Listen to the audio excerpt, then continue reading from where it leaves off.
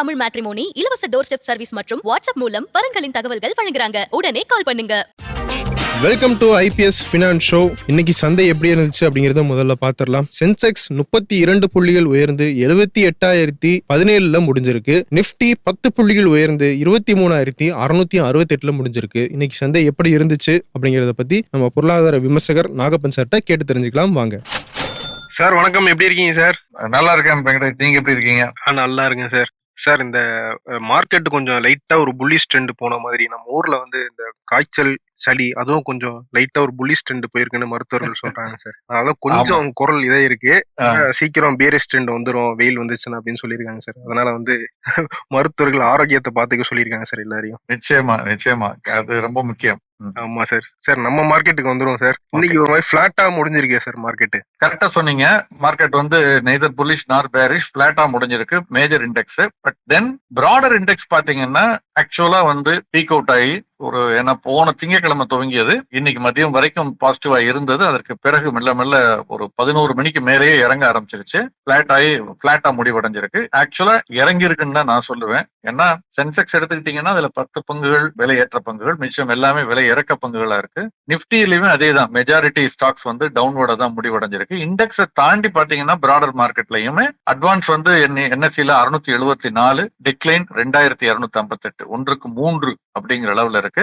மும்பை பங்கு சந்தையிலுமே கிட்டத்தட்ட அதே 1:3, 1080 பங்குகளுக்கு மேல விலையேற்ற பங்குகள், கிட்டத்தட்ட 2900க்கும் மேற்பட்ட பங்குகள் விலை இறக்க பங்குகள். 52 வார லோவ தொட்ட பங்குகளுடைய எண்ணிக்கை கணிசமாக அதிகமா இருக்கு. அதே மாதிரி லோயர் சர்க்கியூட்டை ஹிட் பண்ண பங்குகளுடைய எண்ணிக்கையும் கணிசமாக அதிகரித்திருப்பதை பார்க்க முடிகிறது. ரொம்ப முக்கியமா broader index and sectoral indices எல்லாமே டவுன். பிராடர் இண்டெக்ஸ் பார்த்தோம்னா நிப்டி நெக்ஸ்ட் 50, நிப்டி பேங்க், நிப்டி 100, 200, 500 எல்லாமே டவுன். அதே மாதிரி செக்டார் வைஸ் பாத்தீங்கன்னா ஐடி தவிர, ஐடியும் பிரைவேட் பேங்க் பிளாட்டா முடிவடைஞ்சிருக்கு. இதை தவிர எல்லா துறையுமே இறக்கத்துல தான். ஐடி கூட பெரிய ஏற்றம்னு சொல்லிட முடியாது, ஒரு ஸ்லைட்டா ஒரு 1% ஏறி இருக்குது. முக்கியமான காரணம் அந்த டிசிஎஸ், இன்ஃபோசிஸ், விப்ரோ இதெல்லாமே கொஞ்சம் ஏறினதன் காரணமாக. மற்றபடி எல்லாமே கிளியர் இண்டிகேஷன் தட் இந்த 7 நாள் ரேலி, 6.5 நாள்னு சொல்லலாம், அது ஒரு முடிவுக்கு வந்திருக்கதா தான் தெரிகிறது. ஏன்னா சர்வதேச சந்தைகள் எடுத்தாலுமே அமெரிக்க பங்கு சந்தை மதியத்திற்கு மேல் பாத்தீங்கன்னா இண்டெக்ஸ் இந்த ஃபியூச்சர்ஸ்ல பாத்தீங்கன்னா பிளாட்டா இல்லைன்னா ஸ்லைட்லி வீக்கா தான் இருக்க பார்க்க முடிகிறது. அப்கோர்ஸ்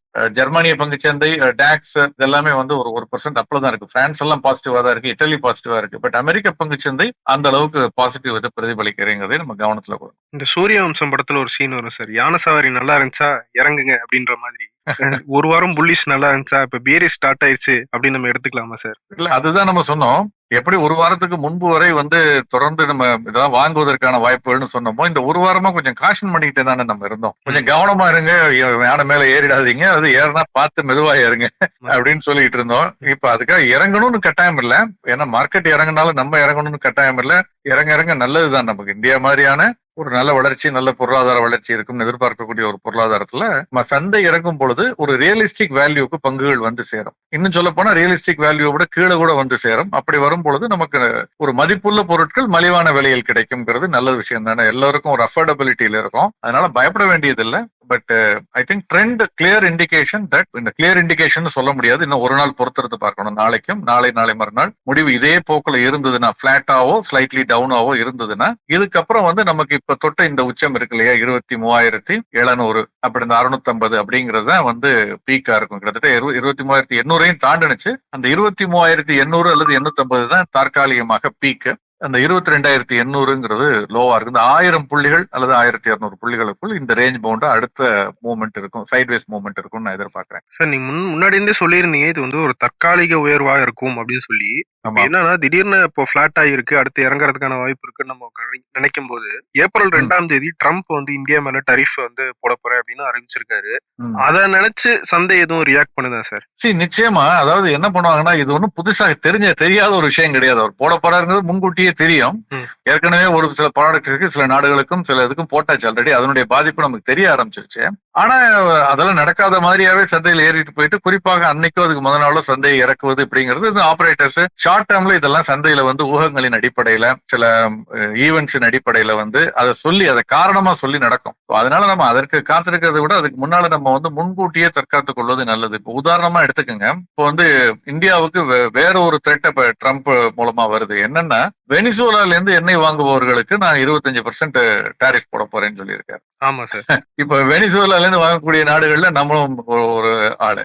ஆமா. அப்ப நமக்கு அதன் காரணமா கூட டாரிஃப் வரும் இப்போ. சோ இப்ப இந்த மாதிரியான அவர் எதிர்பாராத எந்த முனையிலிருந்து தாக்குவார், எப்படி தாக்குவார், அப்படி அது வந்து அவரையே அது பாதிக்கலாம், பாதிக்காமல் இருக்கலாம். சாதாரணமா ஒரு ஆளா இருந்தா இது இந்த மாதிரி பண்ணா அவங்கள பாதிக்கும், பண்ண மாட்டாங்கன்னு நம்பலாம். ஆனால் நம்ம அவரை அப்படி பத்தி நினைக்கவே முடியாது. அவரை பாதிச்சாலும் பரவாயில்லைன்னு அடுத்தவங்களை அதை பத்தி கவலைப்படாம சில விஷயங்களை செய்யக்கூடிய ஒரு போக்கு அங்கு தெரிகிறதுனால நம்ம சந்தை திடீர்னு அதிகரிக்கும் பொழுது அதை நம்பி முழுவதும் விழுந்துடாம நீண்ட கால அடிப்படையில மட்டும் முதலீடு செய்யறது நல்லது. இந்த டாரிஃப் பத்தி ஊகங்கள் அதை பத்தி அதனாலதான் சந்தை இறங்குனுச்சு அப்படிங்கறதெல்லாம் இப்ப நாளைக்கு எல்லாரும் அதுதான் போடுவாங்க. நாளை மறுநாள் பாத்தீங்கன்னா ஒருவேளை இன்னும் இறங்குனுச்சுன்னா tariff concern market addresses tariff concern போடுவாங்க. ஏதோ 2 நாள் முன்னால டாரிஃப் கன்சர்ன் இல்லாத மாதிரி. இதெல்லாம் ஷார்ட் டேர்ம்ல வந்து ஒரு சுட சுட யூடியூப் சேனலுக்கு தலைப்பு வேணுங்கிற மாதிரி. சார் இதுக்கு முன்னாடி எஃப்ஐஐஸ் வந்து அவங்க பணத்தை வித்ட்ரா பண்ணிட்டு போனனால இறங்குச்சு. இப்ப திரும்பி அவங்க உள்ள வந்தாங்க. இப்ப திரும்பியும் வந்து ஒரு 2-3 நாள்லயே வந்து ஒரு பிளாட் ஆயிருக்கு. சோ அது எதுவும் அவங்களுடைய இன்வெஸ்ட்மெண்ட் எதுவும் இம்பாக்ட் ஏற்படுத்தலையா சார்? இல்ல, அவங்க பணம் கொண்டு வந்தது ஒரு பாசிட்டிவா இருந்தது சந்தையில நிச்சயமா. இன்னும் சொல்ல போனா நேத்து செபியினுடைய அந்த நல்ல செய்திக்கு பிறகு சந்தை இன்னும் ஏறி இருக்கணும். நான் எப்போதும் அதான் சொல்லுவேன், இந்த ரூமர்ல வந்து சந்தை ஏறும், செய்தி வந்த பிறகு அது உண்மையான பிறகு சந்தை இறங்க ஆரம்பிச்சிடும்.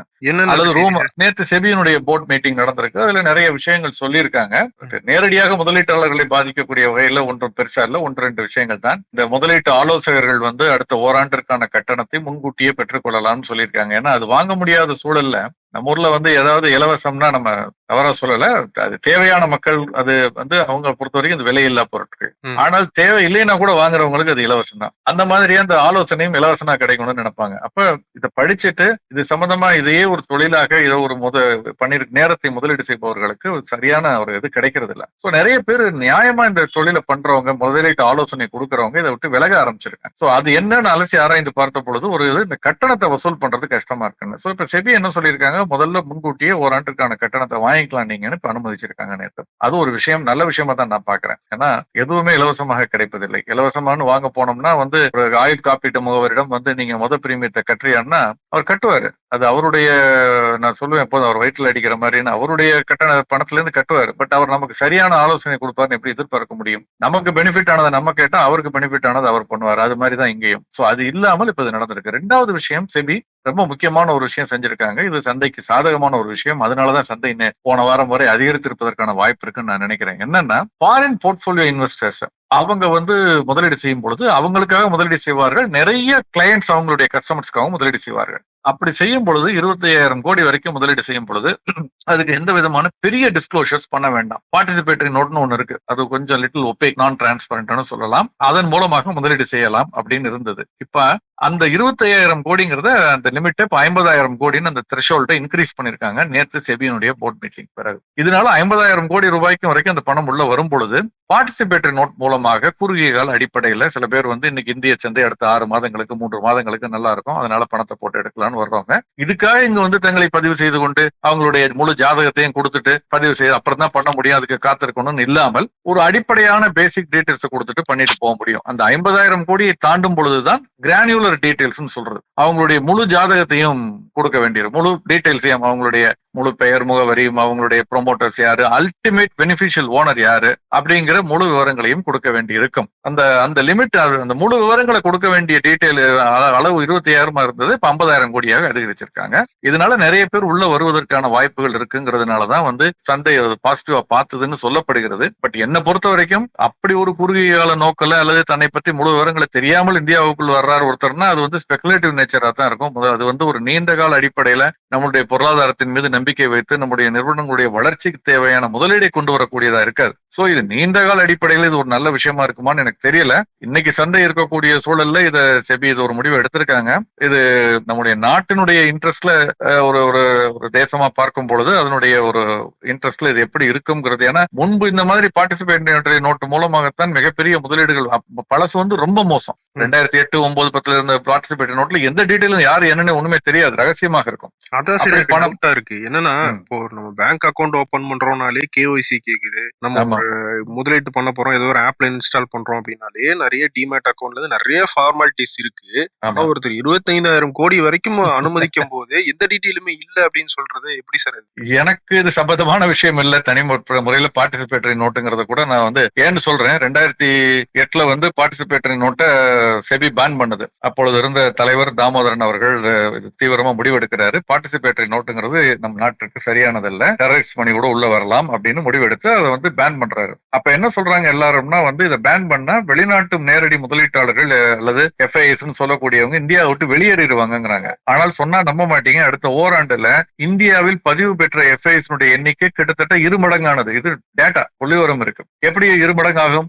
இது வரைக்கும் பார்ட்டிசிபேட் நெட்ல முதலீடு பண்ணிக்கிட்டு இருந்தவங்க எல்லாம் இப்ப தங்களை பதிவு செய்து கொள்ள ஆரம்பித்தார்கள் அந்த காலகட்டத்தில். ஏன்னா இந்தியாவில தான் பணம் பண்ணும் வாய்ப்பு இருக்கு. எங்க பணம் பண்ணும் வாய்ப்பு இருக்கோ, எங்க முதலீட்டுக்கான வளர்ச்சிக்கான வாய்ப்பு இருக்கிறதோ அங்குதான் பணம் வரும். அப்ப சட்டத்திட்டங்களுக்கு உட்பட தயங்க மாட்டார்கள் அவர்கள். அது நடந்தது 2008 பார்த்தோம். ஆனால் என்ன நடந்தது? இந்த முடிவை கொண்டு வந்து அந்த தாமோதரன் அவர்கள் வந்து அவருடைய டேர்ம் முடிவடைந்த பிறகு இன்னொரு டேர்ம் எக்ஸ்டெண்ட் பண்ணிருக்கலாம். ஆனால் அன்றைய அரசு அதை எக்ஸ்டெண்ட் பண்ணல. அது அடுத்து புதிதாக செபியினுடைய தலைவர் நியமிக்கப்பட்டார். புதிய செபியினுடைய தலைவர் நியமிக்கப்பட்ட பிறகு முதல் மீட்டிங் அவருடைய செபியினுடைய மீட்டிங்லயே பார்ட்டிசிபேட்டர் நோட்டை ரீஇன்ட்ரோடியூஸ் பண்றாங்க. அதற்கு பிறகு 2013-14 நினைவில்லை, இப்போ ஒரு 10 ஆண்டுகளுக்கு முன்பு அது வந்து கோர்ட்டுக்கு போய் ஸ்பெஷல் இன்வெஸ்டிகேஷன் டீம் SIT அதை பொறுப்புல எடுத்துக்கிட்டு ஆராய்ந்த பொழுது பல விஷயங்கள் வருது. இந்தியாவில் இருந்து கருப்பு பணம் வெளிநாட்டுக்கு சென்று அது வந்து ரவுண்ட் ட்ரிப்பிங்கிற மெத்தட்ல இந்தியாவுக்குள் பங்குச்சந்தைகளுக்குள் நுழைகிறது. நீண்ட கால மூலதன ஆதாய வரியே கிடையாதுங்கிறதுனால கொண்டு போகப்பட்ட பணம் இந்தியாவுக்குள் எந்த விதமான வருமான வரியும் கட்டப்படாமல் கூட இங்க வந்து ஆதாயமாக மாறுகிறது பங்குச்சந்தையில அப்படின்லாம் கண்டுபிடிக்கப்பட்டது.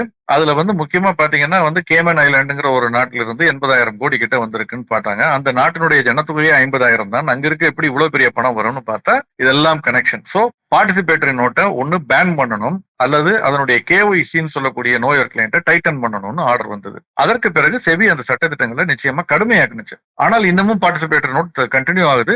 அது வந்து ஒரு லிமிட் வரைக்கும் பேசிக் டீடைல்ஸ், அதுக்கு பிறகு கிரானுலர் டீடைல்ஸ் சொல்லியிருக்காங்க. சோ என்ன பொறுத்த வரைக்கும் எல்லாருமே கிரானுலர் டீடைல்ஸ் கொடுத்துட்டு தான் இந்தியாவுக்குள்ள வரணும்னு நான் நினைக்கிறேன். But SEBI in their own wisdom they have taken a call. இது நீண்ட கால அடிப்படையில் இந்தியாவுக்கு எப்படி இருக்குங்கிறத நம்ம போக தான் பார்க்கணும். ஆனா கொஞ்சம் ஆச்சரியமா தான் சார் இருக்கு. ஏன்னா அங்கெல்லாம் இடி ரேட் நடக்க மாட்டேங்குது. இவ்வளவு பெரிய உள்ள தொகையை கொண்டு வந்துட்டு மார்க்கெட்ல ஒரு இம்பாக்ட் ஏற்படுத்திட்டு போறாங்க. அவங்க யாரு அப்படிங்கிறது கூட நமக்கு தெரியலன்றது ஆச்சரியமான விஷயம். இல்ல யாருங்கிறது தெரியும். முன்பு வந்து யாருன்னே தெரியாமல் இருந்தது, இப்பொழுது தெரியும். பட் முழு விவரங்கள் இருக்காது. ஏன்னா ஒரு 10 ஆண்டுகளுக்கு முன்பு யார் வந்தா போனானே தெரியாது. அந்த FBI யார் பண்றாங்களோ அவங்களோட விவரம் மட்டும் தான் இருக்கும். அவங்க யாருக்காக பண்ணாங்கிறது தெரியாது. இப்ப யாருக்காக பண்ணாங்கிறது தெரியும், அதனுடைய அல்டிமேட் பெனிஃபிஷியல் ஓனர் யாருங்கிறது தெரியாது. சோ இரண்டாம் கட்ட கடைசி டீடைல் வரைக்கும் கிரானுலர் டீடைல்ங்கிறது அதுதான். இப்ப உதாரணமா ஒரு சும்மா ஒரு எளிமையான ஒரு உதாரணம் சொல்றேன். இப்ப நம்ம வந்து இந்த பங்குச்சந்தையில இருந்து வந்து ஒரு சோழமண்டலம் செக்யூரிட்டிஸ் வாங்குறாங்கன்னு வச்சுக்கோங்க. சோ சோழமண்டலம் செக்யூரிட்டிஸ் பத்தி டீடைல்ஸ் எல்லாம் இருக்கும். சோழமண்டலம் யாருக்காக வாங்குறாங்கன்னு பார்த்தா நாகப்பனுக்காக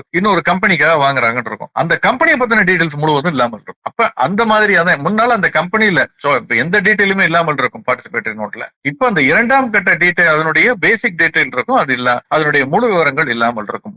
தேர்ட் பெனிஃபிஷியரி யாரு, அல்டிமேட் பெனிஃபிஷியரி ஓனர் யாரு அப்படிங்கிறது இல்லாமல் இருக்கும். அதுதான் பண்ணிருக்காங்க. பட் தெரியல, அவங்க நிச்சயமா இது வந்து அழைச்சி ஆராய்ந்து யோசித்து தான் முடிவு எடுத்திருப்பார்கள், பார்க்கலாம். சார் இன்னொரு பக்கம் சந்தையோட டைரக்டா கனெக்ட் ஆனது வந்து இந்த ரூபாய் மதிப்பு, ரூபாய் டாலர் மதிப்பு, அது எப்படி இருக்கு சார் இன்னைக்கு? சர்வதேச சந்தையில வந்து டாலருடைய மதிப்பு மீண்டும் 104 தாண்டி விட்டது, உயர துவங்கி இருக்கிறது. அதனுடைய சொல்லலாம் சார், டாலர் ஸ்ட்ரெங்தன் ஆயிருக்கு. சோ ரூபாய் நேச்சுரலி வீக்கன் ஆகும். பாத்தீங்கன்னா ரூபாய் வீக்கன் ஆயிருக்கு, 15 பைசா அதிகமாயிருக்கு, 85 ரூபாய் 77 பைசா அப்படின்னு ஆயிருக்கு. நேற்று 85 ரூபாய் 60 பைசா பார்த்தோம், உங்களுக்கு நினைவிருக்கும். ஆமா சார். அதுல இருந்து 85 77 ஆயிருக்கு. டாலருடைய மதிப்பு உயர்ந்திருக்கிறது. இன்டர்நேஷனல் மார்க்கெட்டையும் உயர்ந்திருக்கு, இங்கேயும் உயர்ந்திருக்கு. சோ டாலருடைய மதிப்பு உயர்ந்ததன் காரணமாக ரூபாயினுடைய மதிப்பு குறைந்ததாக காட்டப்படுகிறது. அந்த டாலருடைய மதிப்பினுடைய உயர்வு கமாடிட்டிஸ் சந்தையிலும் பிரதிபலிக்கிறது. சர்வதேச சந்தையில தங்கம், வெள்ளி, கச்சாயினுடைய விலையில் சின்ன ஏற்றம், பெரிய ஏற்றம்னு சொல்லிட முடியாது. ஆனால் இந்திய சந்தைகளில் அதனுடைய ஏற்றம் கணிசமாக தெரிகிறது. கிட்டத்தட்ட க்ரூட் ஆயில் வந்து 1% ஏறி இருக்கு, 6,000 தொட்டிருக்கிறது நீண்ட நாட்களுக்கு பிறகு. அதே மாதிரி வெள்ளியினுடைய விலை 98,000 தாண்டிடுச்சு. தங்கத்தினுடைய விலையும் 88,000 அருகாமையில் இருக்கிறது. சோ பாசிட்டிவா இருக்கிறத பாக்குறோம். Copper, zinc, natural gas, let எல்லாமே வந்து இன்னைக்கு ஏறி இருக்கு. அது டாலருடைய மதிப்பு உயர்ந்ததன் காரணமாகத்தான் இந்த மதிப்பு ரூபாயினுடைய மதிப்புல பார்க்கும் பொழுது இந்த கமாடிட்டிஸ் விலை அதிகரித்தது போல் ஒரு தோற்றம் இருப்பதான் நான் பாக்குறேன். சார் இன்னைக்கு நம்ம கவனிக்க வேண்டிய ஐபிஓக்கள் என்னென்ன சார்? கவனிக்கணுமா கவனிக்க வேண்டாமான்னு தெரியல, ஆனா கவனமா இருக்கணும்.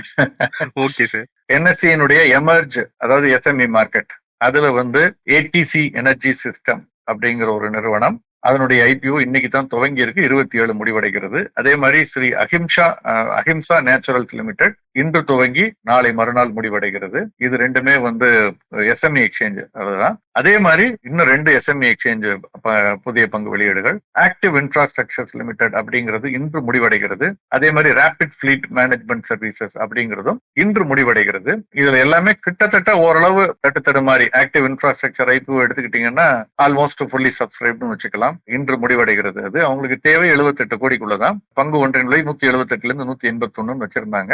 அது இன்னைக்கு ஓரளவு அவங்களுக்கு தேவையான பணத்தை பெற்று விட்டார்கள். ரேபிட் ஃபிளீட் மேனேஜ்மெண்ட் சர்வீசஸ் அந்த எஸ்எம்இ ஐபிஓ வந்து அவங்களுக்கு தேவை 44 கோடிக்குள்ளதான். இதுவுமே கிட்டத்தட்ட அவங்களுக்கு தேவையான பணத்தை அனுசரித்து அவங்களுக்கு வந்து கொண்டு இன்று நான் முடிவதற்குள் வந்துடும் நான் நம்புறேன். அதுபோல் டெஸ்கோ இன்ஃப்ராடெக் லிமிடெட் அப்படிங்கிற ஐபிஓ நேற்று துவங்கி நாளை முடிவடைகிறது. 30 கோடி தான் இவங்களுடைய இஷ்யூ சைஸ். 147 ரூபாயிலிருந்து 150 ரூபாய் பங்கு விலை பட்டியல். குறைந்தபட்சம் 1000 பங்குகளை விண்ணப்பிக்க வேண்டும். இது வந்து ஆல்ரெடி கிட்டத்தட்ட 5 மடங்கு சப்ஸ்கிரைப் ஆயிடுச்சு. இந்த கடந்த ஒரு வாரம் மார்க்கெட் மாறின உடனே கொஞ்சம் நிலைமை மாறி இருக்க மாதிரி தெரியுது. எனக்கு நினைவிருக்கிறது, ஒரு ஆங்கிலத்துல பங்குச்சந்தை சார்ந்த ஒரு மேகசின், பங்குச்சந்தை எப்போதான் சென்செக்ஸ் அதிகரிக்கிறதோ அப்ப அந்த மேகசினுடைய விலையில 25 ரூபாய் கூட்டிடுவாங்க. பங்குச்சந்தை இறங்கிய பிறகு அதுல 25 ரூபாய் குறைச்சிருவாங்க. இந்த மாதிரி ஏன்னா அதனுடைய வாங்குதல் அது மாதிரிதான் இப்ப ஐபிஓனுடைய இதுவும் இருக்கிறத பாக்குறேன். முதலீட்டாளர்கள் இந்த கடந்த ஒரு 6 மாதங்கள் சொல்லி தந்த பாடத்தை மறக்க கூடாதுன்னு நான் நினைக்கிறேன். கண்டிப்பா சார். நீங்க கவனமா இருக்கணும்னு சொல்லியிருக்கீங்க சார். ஆனா நிறைய பேர் இப்போ வந்து ஒரு ஷார்ட் டேர்ம் கோலுக்காக இந்த ஐபிஓஸ்ல நிறைய வாங்குறாங்க சார். வாங்கி ஒரு 2 ரூபா 3 ரூபா ஏத்தணும், நம்ம ஒரு 10,000 ஷேர்ஸ் அந்த மாதிரி வாங்கி வச்சிருந்தோம்னா நமக்கு ப்ராஃபிட் தானே, புக்கிங் பண்ணலாம். நிச்சயமா தப்பு இல்ல. அது அந்த ரிஸ்க் எடுக்க பக்குவப்பட்டவர்கள் பண்ணவே கூடாதுன்னு நம்ம எப்படி சொல்ல முடியும்? ஐபிஓங்கிறது வந்து ஒரு முதலீட்டு தேவைக்காக தான் அந்த நிறுவனம் வருகிறது. அது முதலீட்டாளர் ப்ரொமோட்டர் விற்கிறது ஒரு பங்கு ஒரு பக்கம் இருந்தா கூட அந்த நிறுவனத்திற்கு முதலீடு தேவைன்னு வர்றாங்க. அப்ப அது நம்ம அதுக்கான பணத்தை நம்ம கொடுக்கணும், முதலீடு செய்ய தயாரா இருக்கணும். பட் அந்த ரிஸ்க புரிந்து முதலீடு செய்யணுமே தவிர இந்த ஷார்ட் டேர்ம்ல எப்போதும் வரும்னு சொல்ல முடியாது. போன வாரம் பார்த்தோம், நேத்து ஒரு பங்கு சந்தையில் பட்டியலிடப்பட்ட அன்றே 20% லாஸ் ஆகி போச்சு. வெளியிடப்பட்ட விலையை விட 20% குறைவா முடிவடைந்தது. இன்னொரு பங்கு 5% குறைவாக முடிவடைந்தது. அந்த மாதிரி இருந்தா என்ன பண்றது? அதை தாங்க முடியுமா? அங்கதான் சார் சந்தேகம். இப்போ ஐபிஓ ரெஜிஸ்டர் பண்ணி அது இறங்கிடுது, லாஸ் ஆயிருது. அப்போ அதுல பெரும்பாலும் கடந்த 6 மாதங்கள்ல பார்த்த ஐபிஓஸ் எல்லாமே இறங்கி இருக்குன்னு தான் நம்ம பாத்துருக்கோம். அப்போ அதுல முதலீடு பண்ணவங்க திரும்பி ஏற வரைக்கும் வெயிட் பண்ணுமா, இல்ல இன்னும் இழப்பு ஏற்பட்டக்கூடாது அப்படின்னு சொல்லி வித்துட்டு வெளியே வரணுமா? அந்த கன்ஃபியூஷனுக்கு என்ன சார் பதில்? நீங்க முதலீடு செய்தவர்களை பத்தி கேக்குறீங்க, செய்யலைன்னா நான் அதை பத்தி வேற மாதிரி பேசுவேன். செய்தவர்களை பொறுத்த வரைக்கும் 2 விஷயத்த பார்க்கணும். ஒன்று, சரி தப்பு, நம்ம ஷார்ட் டேர்ம்னு வாங்கணும். ஷார்ட் டேர்ம்னு வாங்கிட்டா, எனக்கு என்னுடைய சீனியர், எனக்கு ஸ்டாக் புரோக்கிங்லாம் அப்போ வந்து எங்களுக்கு வந்து ப்ரொஃபஷன், சார்ட் அக்கௌண்டன்ட் மாதிரி, காஸ்ட் அக்கௌண்டன்ட், கம்பெனி செக்ரட்டரி மாதிரி. இது பிசினஸ் கிடையாது, ப்ரொஃபஷன். அதே மாதிரி ப்ரொஃபஷன் அந்த காலத்துல 90கள்ல. அப்ப என்னுடைய சீனியர் எனக்கு அவர் சொல்லுவாரு, சுமக்கிறது தப்பு இல்லடா, நனைஞ்சு சுமக்காது அப்படிம்பாரு. நினைச்சு சுமந்தா இன்னும் வெயிட் ஜாஸ்தியா இருக்கும்.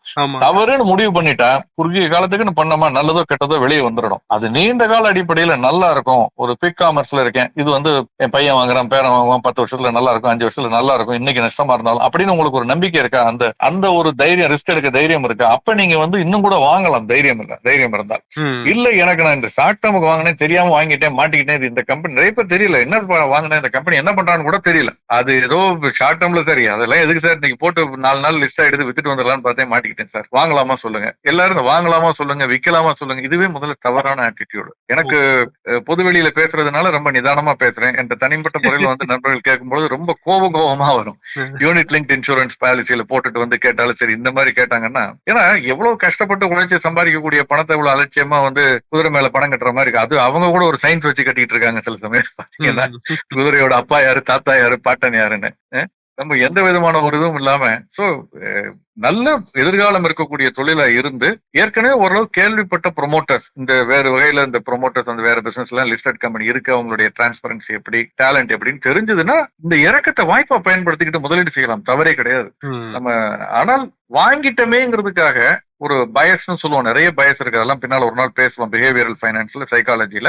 அதாவது நான் தோல்வியை ஒப்புக்கொள்ளும் மனப்பக்குவம் இருக்காது. நான் அலசி ஆராய்ஞ்சு வாங்கியிருக்கேன், இது எப்படி தப்பா போவோம், பிடிவாதமா பிடிச்சிக்கிட்டு அதுல இன்னும் வாங்கிட்டே இருப்பாங்க. தவறு மேல தவறு, அது பண்ணவே கூடாது. வரக்கூடாது. முதல்ல தோல்வியை ஒப்புக்கொள்ளும் மனப்பக்குவம் சந்தையில இருக்கணும். இது நான் தெரியாம பண்ணிட்டேன், தவறு. How stupid of me. Let me get out of it. இந்த விட்டதை பிடிக்கிறேன் இந்த அப்படிங்கறதெல்லாம் வந்து சரியான ஆட்டிடியூடா இருக்காது. அதே நல்ல ப்ரொமோட்டர்ஸ் நல்லதுன்னு உங்களுக்கு நம்பிக்கை இருந்தா தைரியமா வாங்குங்க, தவறாக.